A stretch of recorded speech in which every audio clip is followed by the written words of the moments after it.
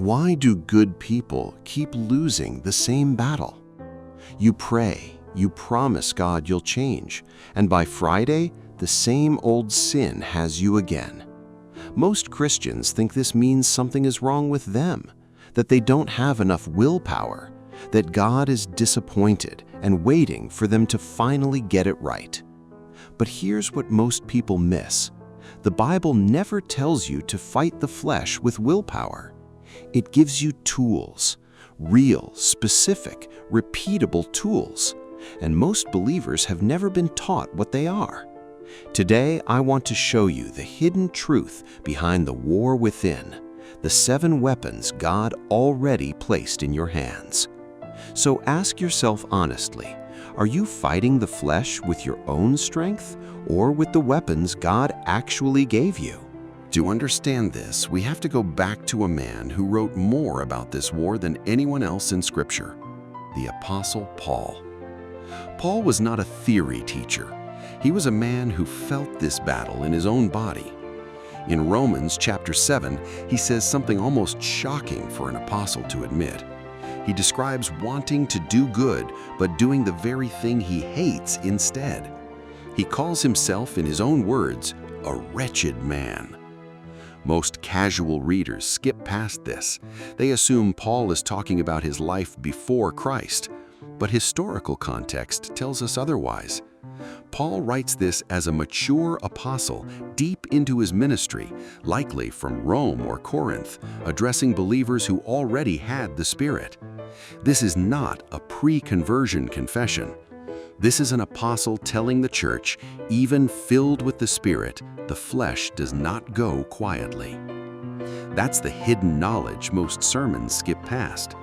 The flesh is not defeated once. It's a daily, ongoing war, one Paul describes as 2 laws at war inside a single body. But Paul doesn't leave us in despair. Just 1 letter earlier, in Galatians, he gives the church in Galatia the actual battle plan. Walk by the Spirit, and you will not gratify the desires of the flesh. That single verse, Galatians 5:16, is the doorway into everything we're about to uncover. Paul wasn't writing poetry, he was writing a manual, and hidden inside his letters are 7 distinct, practical ways to defeat the flesh, tools the early church used and tools that still work today.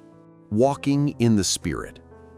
I once knew a believer who said his temptation didn't disappear the day he got saved, it just met resistance for the first time. That resistance is the Spirit. Listen to me very carefully. You don't fight the flesh by trying harder. You fight it by walking closer.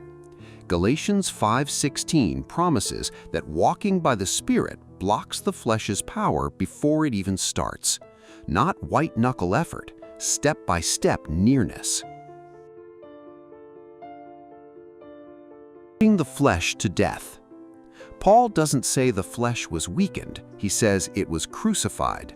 Galatians 5:24 describes those who belong to Christ as having crucified the flesh with its passions and desires. Listen to me very carefully. Crucifixion isn't a compromise, it's an execution.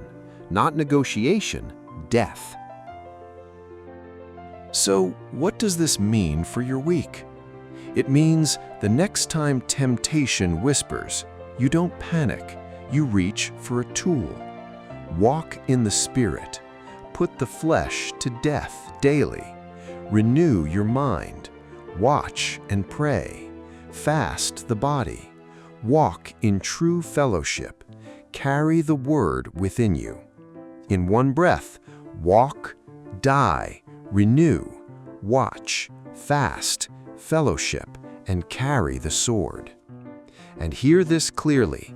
God is not standing over you with disappointment, waiting for you to fail again. He gave you these 7 weapons because He wants you to win. This is not condemnation. This is equipping. This week, pick just one of these 7 and practice it on purpose. Maybe it's watching and praying before you open your phone. Maybe it's calling a friend instead of hiding your struggle. Comment which one of the 7 you're starting with today.